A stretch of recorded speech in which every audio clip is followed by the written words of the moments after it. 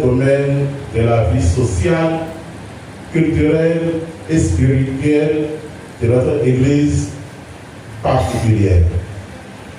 Le thème de la semaine sociale diocésaine de cette année, intitulé « Les défis pour une Église vivante et missionnaire à Porto-Novo, soit 10 ans après », nous invite à tourner notre regard à la fois vers le passé, le présent que nous vivons et vers l'avenir. Nous célébrons avec reconnaissance les 70 ans de marche de notre vivre ensemble diocésain, des jalonnés de grâce, des témoignages de foi et d'engagement missionnaire.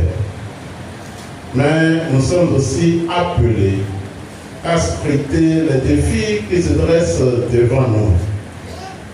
Défis de la transmission de la foi aux jeunes générations, défis de la solidarité dans un monde marqué par les inégalités, défis de l'annonce courageuse de l'Évangile dans une société en pleine mutation,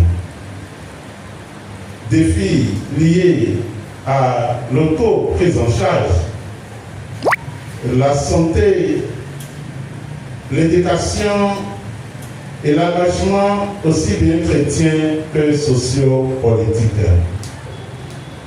Je voudrais encourager les uns les autres au cours de ces journées à participer activement aux communications, aux panels et débats. Que chacun apporte sa pierre à l'édifice afin que notre Église, famille de Dieu à Porto-Novo, continue de rayonner comme une communauté vivante, fraternelle et missionnaire. Ensemble, dans l'écoute mutuelle et sous la conduite de l'Esprit Saint, nous pourrons discerner les voies nouvelles, les chantiers nouveaux, pour que Porto-Novo demeure une Église qui témoigne de l'amour du Christ Rédempteur et s'engage résolument au service de l'homme et de la cité.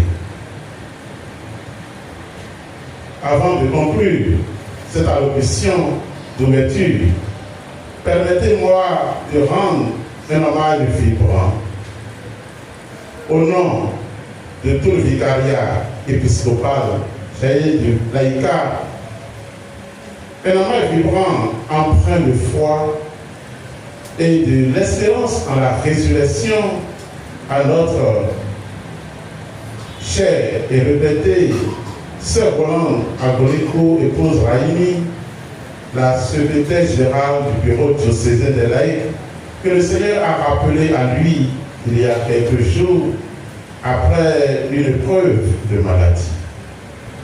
Son départ laisse un vide remarquable, mais notre foi en la résurrection des morts nous console. Si nous mourons avec le Christ, avec lui nous vivrons. Romains 6, 8. Fils et filles bien-aimés de Dieu, nous rendons grâce pour l'engagement généreux dont elle a fait montre au service de l'Église à Porto-Novo et de l'Église en général. Et nous confions son âme à la miséricorde infinie de Dieu.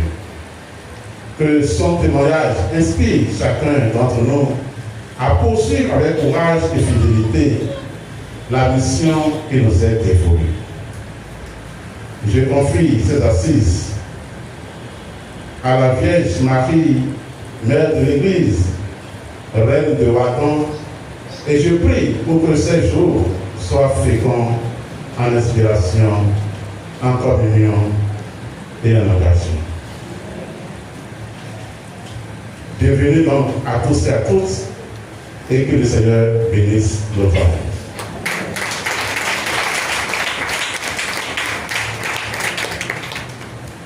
Voilà. Ramadan